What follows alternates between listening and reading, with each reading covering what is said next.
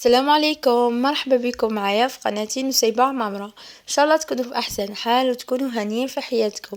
اليوم جيتكم فيديو جديد، جبتلكم وصفة جديدة وحلوة من اروع ما يكون، بزاف بنينة. طريقة التحضير جد سهلة ومكوناتها بسيطة، اللي هي صب الرشراش اللي تربينا عليها. شكون اللي ما يحبش صب الرشراش؟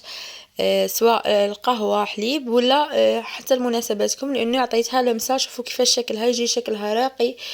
انا شوفوا قسمت لكم حبه تجي من اروع ما يكون، ما تجيش ناشفه، تجي بزاف بنينه وضفت لها لمسه، عطات لها ذوق هايل. دوك نقول لكم عليها. هنا نروحوا المكونات. عندي 250 غرام مارغرين تكون بحراره الغرفه، عندي كاس زيت نحي منه ثلث، يعني ثلثي كاس زيت، وعندي اكثر من نصف كاس سكر قلاسي، وعندي نصف كاس مايزينا، وعندي زوج بيضات، وعندي المعجون اكيد مكون رئيسي. انا درت معجون المشماش، وعندي لافاني وقشور ليمون وشوكولا الطلي وخميرة الحلويات والفرينة، عفوا باكي خميرة الحلويات والفرينة اللي راح نلم بها. بالنسبة لليمون تقدروا تستعملوا اي ليمون، التارتولات عندكم كاين هذو الكاري ثاني يجيو هايلين وتكون الحبة صغيرة، يعني راح يقطع لكم، ولا ليمون تاع المهراس كيما حبيتو. هنا نجيب 250 غرام مارغرين بحرارة الغرفة، راح نضيف لها قرصة ملح، ونضيف نص كاس سكر جلاسي، يعني نزيد عليه مغرفة كبيرة. راح نغربل هذه المكونات الجافة، وانا راح نخدم بالباتور كما تقدروا. شوفوا هنا راهي الغبرة.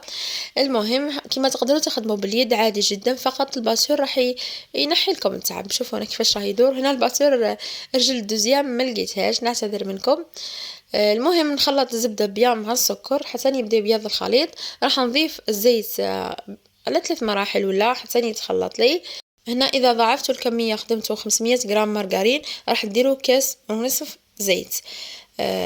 هنا راح بعد ما ضفت الزيت راح نضيف زوج بيضات كاملين. راح نخليكم مكونات في صندوق الوصف، ونخلط كامل هذه المكونات مع بعض. هنا بالباتور راح يعطيها خفه اكثر، بصح اللي ما عندهاش عادي تقدر تخدم باليد. ومن بعد هنا راح نضيف ملعقه صغيره فاني، ونضيف قشور ليمون راح يعطيها ذوق هايل.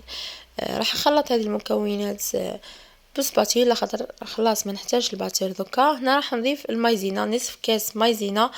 هذا القاطو يتوالم حتى مع الاعياد، راهو قريب عيد الاضحى، يعني تقدروا تخدموه، يقطع كميه وزيد بنين وما يكلفش.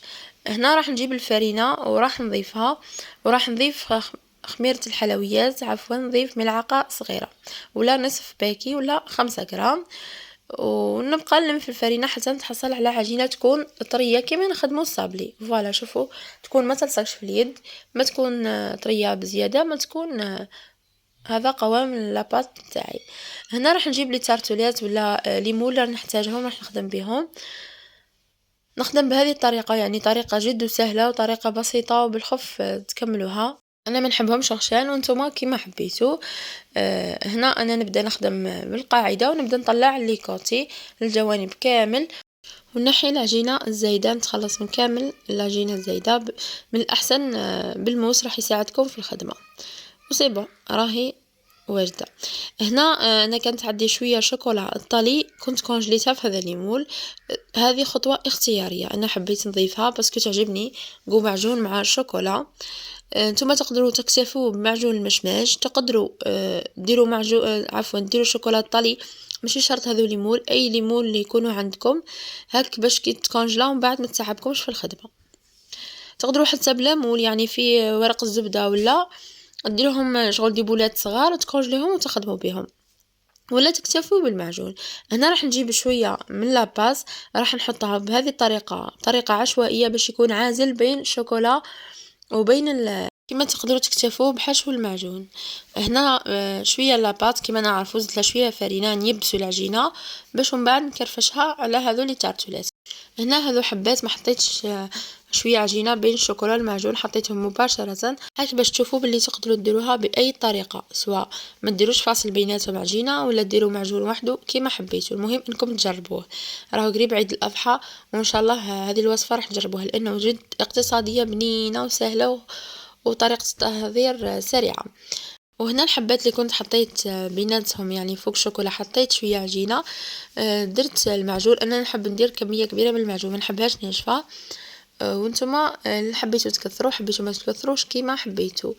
درت طبقة مليحة من المعجون، جبت لاباط اللي كنت نشفتها وكرفشتها كيما تشوفوا في الكرفش يكون شويه خشين، ونحطها على الحبات بهذه الطريقه نعمرهم كامل. اكيد قبل ما نبدا نكرفش نكون الفرن حطيته يسخن على 180 درجه لمده تقريبا 10 دقائق قبل ما ندخل الحلوى نتاعي تطيب.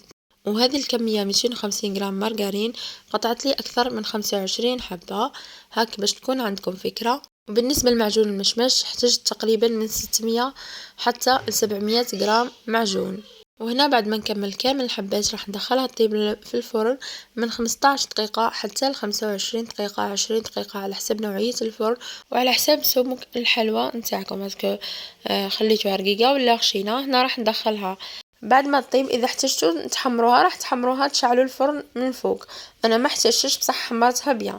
من الاحسن هذا القاطو يتحمر، راح يجي فيه نوع من شغل تجي شوية تتقرمش وفي نفس الوقت خفيفة وهشيشة، يعني يجي فيها مزيج بين القرمشة والخفة.